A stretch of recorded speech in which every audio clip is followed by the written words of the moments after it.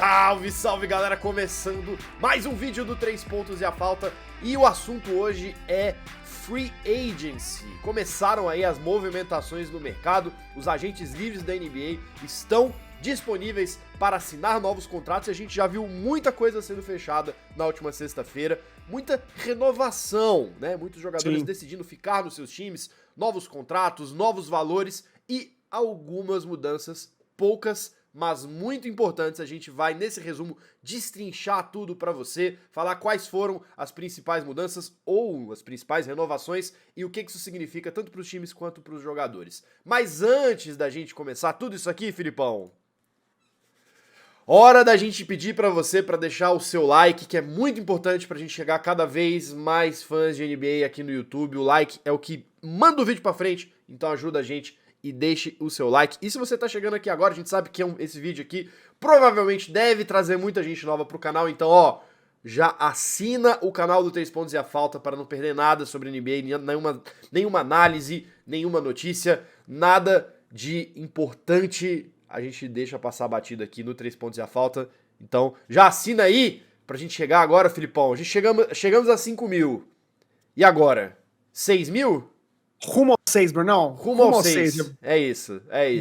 Deixaram a gente sonhar, família. Então dependemos exclusivamente da sua boa vontade, do seu carinho, do seu amor. Façam a boa e vamos pro vídeo.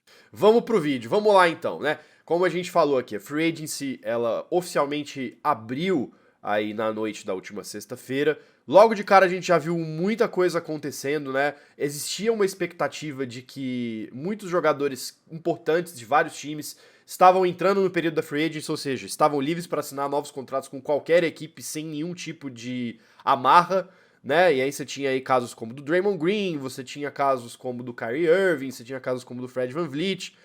E para surpresa de poucos, muitos jogadores acabaram decidindo ficar nos seus times. Mas a gente teve algumas mudanças também. Vamos começar por uma mudança. Eu sei que tem muito, né, talvez até assuste um pouco, porque, né, pô, numa free agency onde a gente tem como falar do Kyrie, como falar do Draymond Green, a gente vai abrir com o Gabe Vincent, mas é porque foi uma das mudanças mais significativas aí. O armador do Miami Heat fechou o negócio com o Los Angeles Lakers, né? E aí o finalista da NBA em 2023 pelo Miami vai agora jogar ao lado do LeBron James, pegou um contrato de 3 anos, 33 milhões de dólares no total, o que vale lembrar, Filipão, um jogador que não sequer foi draftado. Que beleza, hein? Que história. Que história, Brunão. Pela segunda vez em menos de uma semana eu começo um vídeo dizendo que o Lakers é de novo um dos times que mais me surpreendeu. Segunda passada foi por conta do bom draft que eles fizeram e hoje por conta de mais uma cartada de mestre do Rob Pelinka, cara. Eu sei que, como você bem mencionou, né, não foi nenhum nome tão midiático que chegou, mas dado que o Gabe Vincent, Bruno, era um nome sequer especulado, eu fiquei positivamente muito surpreendido, sim. Naquele vídeo do draft, né, voltando a dizer, eu mencionei que eu gostava muito do Schifino, porque com o Schroeder, o Beasley e o Lonnie Walker como free agents, né, Bruno? O Dennis Schroeder, inclusive, já foi para Toronto, né? Já encontrou uma nova casa. O Lakers precisava de peças daquele setor, né, Bruno? Precisava de peças para backcourt. E exatamente por isso eu gostei demais dessa edição de ontem. O Lakers, Bruno, foi varrido sim pelo Nuggets, mas curiosamente eu achei que a defesa de garrafão não foi um problema. A verdade é que desde a sacada do Coach Ham de colocar o Hachimura no Jokic e deixar o Anthony Davis na sobra debaixo da cesta, o Lakers jogou bem. Mas só perdeu porque o elenco de suporte simplesmente não existiu ofensivamente. Né? Ou o AD e o LeBron faziam 40 pontos, ou o Lakers não ganhava. Então, a chegada do Gabe Vincent, que foi um dos jogadores ofensivos mais consistentes do Heat na pós-temporada passada, Bruno, vem ajudar demais nisso. Traduzindo isso em números, tanto ele e D'Angelo Russell, Bruno, tiveram médias de 13 pontos jogando 30 minutos por jogo nos playoffs, ou seja, é muito similar. Só que as duas principais diferenças para mim são, enquanto o D'Lo chutou 31%, Bruno, em 5 tentativas de 3 por jogo, o Gabe Vincent chutou 38%, tentando 6 arremessos por jogo. Ou seja, além de mais volume, ele foi consideravelmente mais eficiente. Outro motivo que me agrada muito é o defensivo. Eu sei que ele também é um armador baixo, mas enquanto o D'Lo foi só positivo 8 pontos no plus-minus, o Gabe foi mais 27. E ele foi um dos pilares defensivos, Bruno, do Heat na corrida profunda dele nos playoffs. E se o Reeves tinha que correr em dobro para compensar a falta do D-Low, defensivo do D-Low, agora tem um cara, Bruno, jogando a Heat Culture ao lado dele, o que é, cara, muito considerável. Em termos de fit, se o feijão do arroz do Lakers são os pick and rolls, usando o Anthony Davis, o Gabe Vincent, Bruno, foi exímio nisso, e a gente viu isso muito de perto, cobrindo o Heat nos playoffs. Ele fez, Bruno, 213 pick and rolls no playoffs do ano passado, gerou 225 pontos, ou seja, mais de um ponto por posse de bola, o que é um número muito, muito bom. E com o LeBron e o AD em quadra, Bruno, ele com certeza vai ter mais espaço e jogar muito mais no catch and shoot, que é a boa dele, onde ele converteu 65% de arremesso de quadra efetivo, que é aquela métrica que também computa a porcentagem de arremesso, de conversão da linha de lance livre. E quando você pega esse cara, Bruno, e adiciona o Cam Reddish e o Taurean Prince nesse pacote, então, cara, não tem como não dizer que o Lakers é um dos maiores vencedores dessa janela. Eu tô muito curioso para ver qual versão do Reddish eles vão levar, porque ele basicamente foi inexistente no meu Knicks, mas teve média de 10 pontos por jogo no Blazers em 20 minutos. Mas eu gostei demais do Prince, porque ele é um cara muito atlético, ele é um cara alto, defensivo, chutou 38%, Bruno, de desbote de 3 pelo Wolves ano passado. Ele é praticamente um clone do Vanderbilt, né? Se você parar pra pensar, ele traz umas características muito similares, né? Com shooting, né? O Vanderbilt é um cara estritamente defensivo, né? Mas o Prince, ele teve lampejos, teve jogos naquela breve corrida do Wolves nos playoffs, em que ele foi muito bom, muito necessário ofensivamente. Então, Bruno, eu ainda vejo o Lakers precisando de um pivô reserva para ajudar o AD, já pensando no eventual reencontro com o Nuggets, porque o Lakers sofreu muito com os rebotes contra esses caras.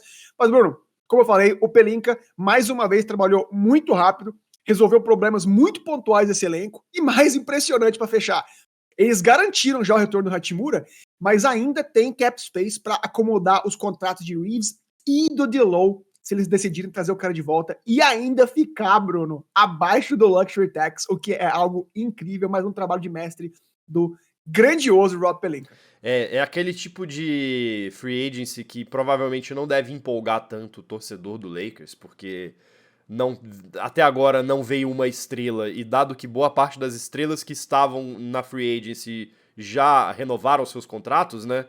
Mas é uma mudança que certamente fortalece muito o time, né?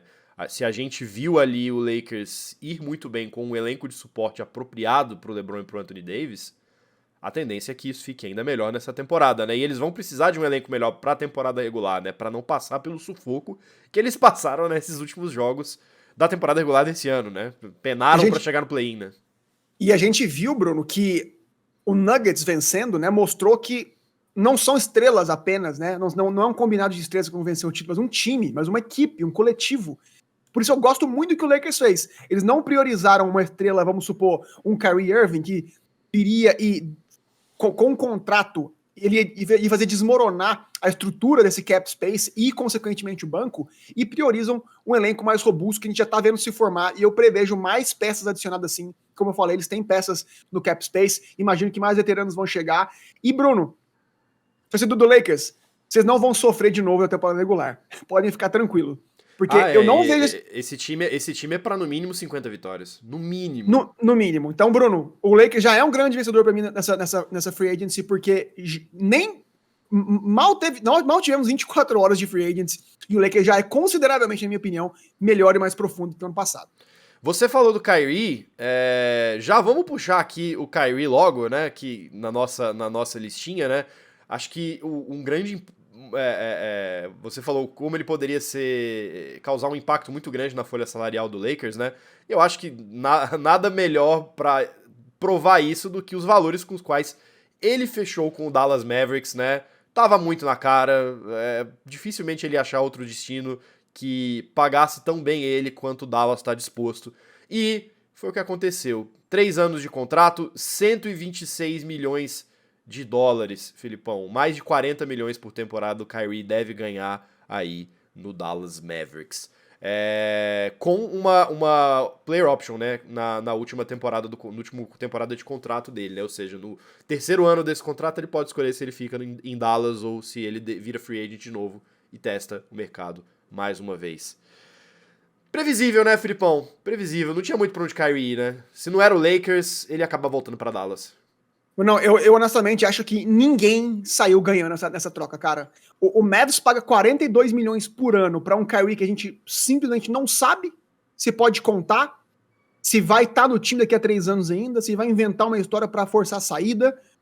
E ainda deu o player option que você mencionou no último ano pra ele, Bruno, que deixa o negócio pra mim ainda pior, cara. Se ele já não tinha mercado até ontem, agora então é praticamente garantido que ele fica no Mavs pelo menos por mais 3 anos. E isso é arriscado demais pro time, Bruno. Você vai ficar refém desse contrato caso o time não vingue, caso o fit com o Luka não vingue, por exemplo, caso o elenco de suporte não dê certo, esses caras queiram se quebrar, né? E as movimentações do Mavs, né, nessa free agent especificamente, não indicam que eles reforçaram muito bem o time, né? Trouxe o Seth Curry e meio que isso, né? Ainda tem muitas deficiências em várias posições importantes, né? Principalmente na frontcourt, né? É um time que não tem tamanho, é um time que joga pequeno, né? É um time que tem precisa de rebote, precisa de proteção de garrafão, e é um cara, e são posições muito difíceis de arrumar nesse mercado, que a gente já viu os maiores nomes sendo já surrupiados, né? E Bruno, o Kyrie também sai, eu mencionei que o Dallas perde, mas o Kyrie também sai perdendo porque é o que a gente tá falando aqui. Vamos ser honestos, o Mavs não vai brigar por nada na próxima temporada, cara. Com tanto dinheiro assim, amarrado em Luka e Kyrie, né, e com tão poucos bons nomes ainda disponíveis, eu realmente não vejo, Bruno, esses caras sendo competitivos, e isso é algo que me incomoda, cara. Nada contra um cara que quer um bom contrato, mas eu queria ver mais ambição por parte dele, que tem muito o que provar, depois de ter feito o Nets implodir, depois de ter pedido para sair de um Cleveland Cavaliers campeão, depois de ter pedido para sair de um Boston Celtics talentosíssimo. Então, eu não sei se eu gosto dessa movimentação para os dois lados. Permita-me ser um pouco mãe de Ná aqui, Filipão. Eu acho que essa escolha do Mavs em renovar com o Kyrie vai ser o primeiro elo na corrente que vai resultar na saída do Luka Doncic da equipe. E, cara... assim, primeiro porque existem deficiências óbvias no time e um cara como o Luka Doncic, ele não é um jogador pra ficar suprindo deficiências de outras posições. Você tem que construir o time ao redor dele pra ele poder render o máximo. A gente já viu o Luka rendendo o máximo. O cara tendo só o Brunson do lado dele chegou numa final de conferência, assim.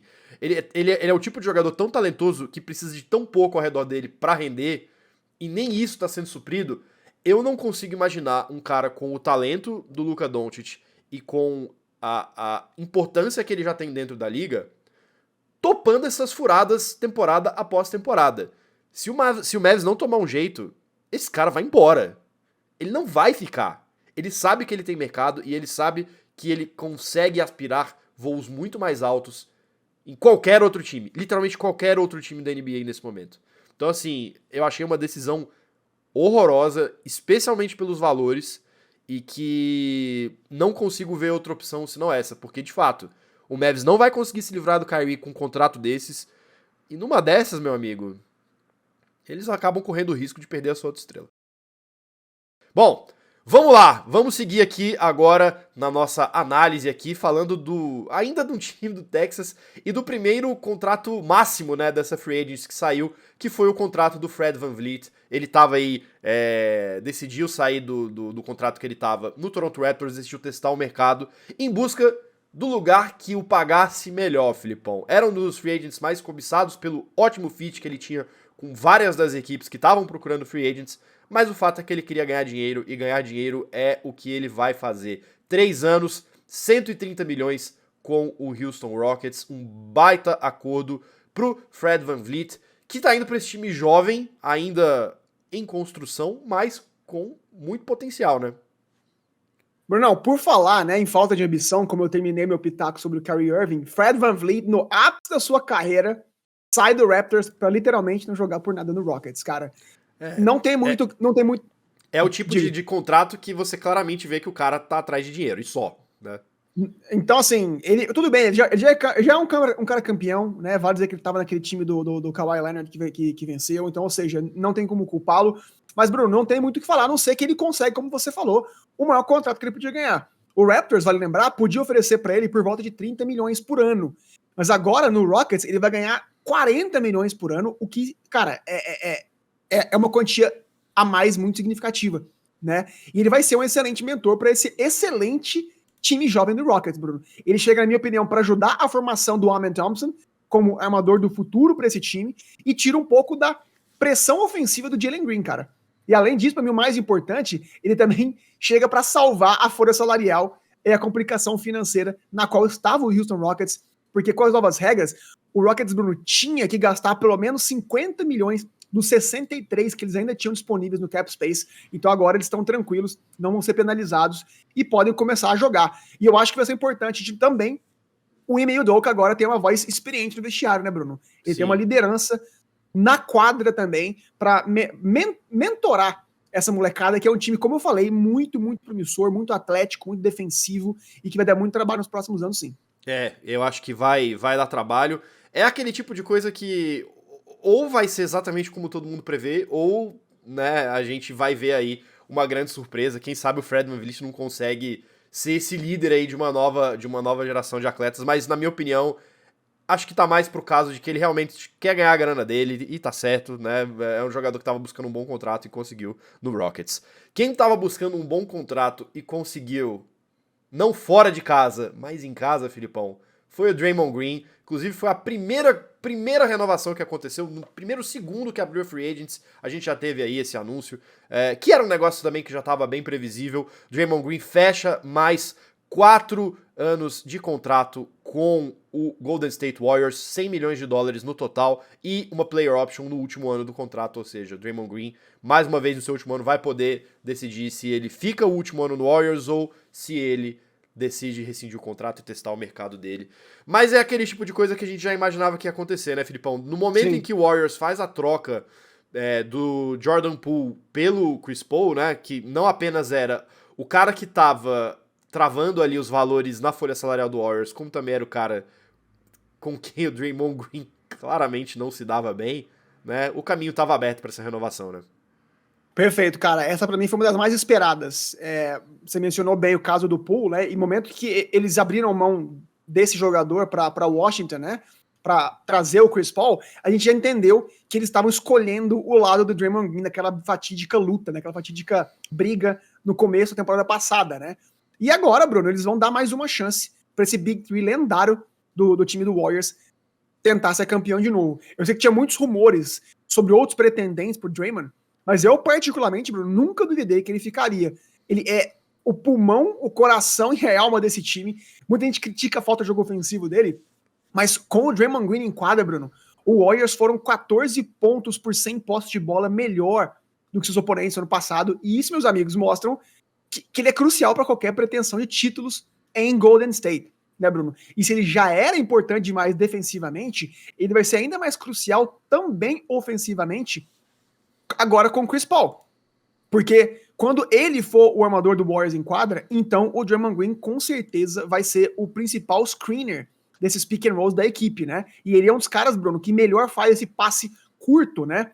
Então, assim, como um grande fã nostálgico da NBA, eu fico muito feliz que a gente vai ver o Draymond Green se aposentando com a camisa do Golden State Warriors e vamos ver se com mais um título ou não. Mas eu gosto muito, Bruno. Eu acho que era o ideal mesmo, assim, né? É claro que a gente fica com a nossa cabeça, o que eu gosto de o que eu acho que muita gente gosta de chamar de modo 2K, né? Pega aquele jogador ali lendário de um time tal e bota no outro, vê como é que vai ser. Todo mundo tem essa curiosidade de ver como seria o Draymond Green jogando em outro time, mas assim, a grande real é, o Draymond Green, ele só rende o máximo que ele pode render no esquema do Warriors. O Warriors só rende o máximo que pode render no esquema dele com o Draymond Green em quadra. Então era isso, cara. Não tinha outra opção. Era o melhor mesmo pra todas as partes. E que bom que aconteceu. É isso. E os rumores dão conta que o Dario Saric, né, que rodou muito a liga, né, no Sixers, no Phoenix Suns, deve ser anunciado pelo contrato de veterano mínimo, Bruno. O que é crucial para esse time do Warriors, que precisa desesperadamente de tamanho. Ele também é um cara que faz muito bem o pick and roll. Ele teve 1,32 pontos por posse de bola em pick and rolls ano passado, chutou 57%, Bruno, de arremesso de quadra efetivo em Oklahoma e no catch and shoot. Ou seja, ele vai lembrar um pouco que o Bjelica foi para esse time, pro último time campeão do Warriors. Então eu gosto muito do que esses caras estão fazendo, que vão ter que sambar. Porque com esses tantos contratos grandes na folha salarial, Bruno, o Warriors vai ter que depender de contratos mínimos de veterano. E o Dario Saric é um cara desse. É isso. Bom, o próximo contrato que a gente vai falar definitivamente não é mínimo. Eu acho que é o primeiro de muitos valores gigantescos que a gente está aqui tentando entender até agora, mas de fato, eu acho que esse é o mais difícil de entender. Jeremy Grant renovou com o Blazers, contrato de 5 anos, Filipão, num total de 160 milhões de dólares. Explica isso aí, porque eu tô tentando entender até agora. Brunão, vamos ser franco, cara. É muita grana, sim, principalmente para um cara que, no melhor dos cenários, ele é, no máximo, o terceiro melhor cara do time campeão. Né? Isso sendo muito otimista. Né? Mas é tipo de uma coisa que o Blazers tinha que fazer, cara. Exemplo, se eles realmente estão a fim de manter o Dame Lillard, então era imprescindível que eles mantivessem uma das melhores e mais veteranas peças no elenco para competir agora. Agora, se eles querem fazer o rebuild, eles também precisavam manter esse ativo em mãos para eventualmente trocá-lo por picks no futuro próximo. Então, ou seja, eles fizeram o que eles tinham que fazer. Quando você pega esses mercados pequenos, Bruno, eles não podem se dar o luxo de não garantir esses contratos, entendeu? Porque eles têm muito pouco na mão para oferecer. Eles já não têm a beleza da cidade para atrair ninguém, né? O mercado já é um mercado pequeno. Então, eles fizeram, para mim, pensaram no futuro e com uma reaquisição, eles conseguiram se manter bem nos dois cenários possíveis para essa história do Blazers, que a gente vai ver o que vai acontecer com o Dame Lillard nos próximos dias. Eu acho que você explicou muito bem, é uma medida para se preservar em qualquer situação. Eu acho que só para complementar essa questão do valor, né, porque esse foi o primeiro valor de vários que assustaram muita gente, e até o próximo jogador que a gente vai falar também, de certa forma, tem um pouco disso, né, mas a gente teve ali, por exemplo, isso mais pro final da free agency, eu vi muita gente ficando meio assustada, assim, de putz, tá dando max contract pro Desmond Bane de 207 milhões, estão dando max contract pro Tyrese Haliburton no Pacers de 260 milhões. Isso é explicado em parte também porque essa temporada marca o início de um novo acordo de direitos de transmissão da NBA, que subiu muito o valor, né? E entra também um novo acordo de barganha entre o sindicato, né, a Associação dos Jogadores e a Liga. Então, assim, era normal, era esperado que os valores em geral subissem, né? E eu acho que, em parte, se explica também como o Jeremy Grant conseguiu chegar em 160 milhões por 5 anos de contrato, né? Também é um pouco por isso, mas também tem muito a ver com essa medida que você falou do Blazers de se resguardar no caso do Dame ficar ou do Dame sair. De qualquer um dos modos, é imprescindível que eles fizessem essa renovação, né, por 160 milhões. Pra fechar, Filipão, a gente já tá chegando naquele ponto ali que a gente vai pincelar alguns acordos. Vou jogar um aqui pra você, que tava aqui na nossa lista. Chris Middleton fica no Milwaukee Bucks. Fechou aí um contrato de 102 milhões por mais 3 anos. Bruno, outra renovação que a gente nunca duvidou que não ia acontecer, né? A gente sabe a importância do Chris Middleton pra espinha dorsal campeã do Bucks, mas a minha única ressalva é a saúde dele. Ele só jogou 33 jogos no ano passado, Bruno. Isso me preocupa demais, porque ele claramente não é o mesmo daquela campanha vencedora, e o time inteiro ao redor dele também tá envelhecendo rápido, né? Eu fico aqui pensando se não era o momento de usá-lo como possível moeda de troca, né? Sim. Mas dado que o Giannis com certeza quis e pediu seu companheiro de volta, eu acho que o Bucks também não tinha o que fazer, Bruno. Se saudáveis, obviamente, vão ser sempre postulantes a títulos, mas vamos ver se o fator idade finalmente não pesa para eles essa temporada. Também. Vou puxar um aqui rapidão, e aí se você quiser puxar mais um, você já fala, senão a gente já vai se encaminhando pro final. Só falar rapidinho do Kyle Kuzma, né, que conseguiu uma renovação de 4 anos de contrato no Wizards por 102 milhões. Também era um negócio que levantava um pouco aí a sobrancelha da galera, estranhar um pouco, porque o Wizards, aparentemente, com a saída do Bill, parecia que estava se encaminhando para uma reconstrução e mantém um dos seus principais jogadores, mas eu acho que também vai meio pelo mesmo esquema do Jeremy Grant, né, Filipão? O Wizards assegura um contrato legal que pode render a eles ali algumas escolhas de draft no futuro, né? E é um cara que tava jogando o melhor basquete da sua vida, né, Bruno? É um cara que gostou muito do holofote, tava tendo performances muito boas nesse time do Wizards, começou bem ano passado, inclusive, e vai ter mais holofote ainda com a saída do Porzingis, com a saída do Bradley Beal. Eu imagino que eles precisavam, sim, de uma cara para a torcida poder comprar camisa, né? E o Kuzma vai ser esse cara. Mas como a gente falou, Bruno, é um contrato bom, porque é um jogador novo ainda, e que pode ser eventualmente trocado. A mesma situação do Cam Johnson no Nets. É mais um desses caras que ganhou muita grana, 108 milhões por 4 anos, mas mostra que o Nets gostou do pacote que recebeu do Phoenix Suns pelo Kevin Durant, né? É uma espinha dorsal muito jovem, muito defensiva, e ele é um bom jogador, que não se mantém saudável a maior parte do tempo, mas quando tá em quadra ele produz bastante, sim, Bruno. Você mencionou, me passou rapidamente aqui, o Bird ganhando o Max, que pra mim ele merece. Eu vi ele jogar ao vivo agora. Merece, 100% merece. Né? Ele é o pilar da franquia e tem que receber por isso, é isso. E eles também contrataram o Bruce Brown, que era um cara muito preterido liga fora, e conseguiram dar um contrato bom pra ele por 2 anos. E mostra que, Bruno, como é que jogadores de mercados menores conseguem ganhar seu nome, seu espaço e seu dinheiro na liga? Vencendo, Bruno. É mais importante do que números individuais, é você fazer parte de uma cultura vencedora. Foi por isso que o Gabe Vincent conseguiu um contrato bom no Lakers, e é por isso que o Bruce Brown tá ganhando um contrato muito legal no Indiana Pacers. Então, fica a dica pra galera jovem que joga basquete aí, pensa mais no time, nas vitórias, do que nos números individuais. Certamente. Foi um mercado que premiou muito os jogadores de rotação dos times que chegaram mais na frente nos playoffs, né? E aí eu incluo também o próprio Max Strus, que conseguiu um baita contrato no Cleveland Cavaliers também, né? Acho que a gente vai ver... O que eu consigo tirar para arrematar assim, a nossa discussão aqui é que se esses contratos já foram muito altos para esses jogadores, eu quero ver quando vier a próxima renovação de uma grande estrela da liga. Tipo um Jaylen Brown da vida, que tá aí em vias de renovar o seu contrato. Se preparem, bicho, que vai ser coisa na casa dos 300 milhões, viu? Exato. Os valores aumentaram e os contratos das estrelas vão aumentar junto. É que só não chegou a primeira ainda. Exato. Muito rapidamente, Brunão, só pra mencionar mais vencedores da janela pra mim, você mencionou os Trues indo pro Cavs, eles também contrataram o Niang, o Gorgeous Niang, vindo do Sixers, que pra mim é muito, muito pontual, é muito importante essa contratação, porque o Cavs foi eliminado pelos Knicks ano passado porque eles não tinham espaçamento na quadra, eles não tinham shooting, a front court é alta, mas eles não são bons arremessadores, e o Niang vem pra suprir essa carência, então olho no Cavs. Javon Carter também, Bruno, indo pro Bulls. A backcourt do Bulls, Bruno, com o Okongo, com o Caruso e com o Carter, vai ser uma das backcourt mais defensivas da liga. Chris, você mencionou o Desmond Bane ganhando o contrato máximo. Bruno, eles também, vale lembrar, Marcus Smart tá chegando lá e o Derrick Rose, cara.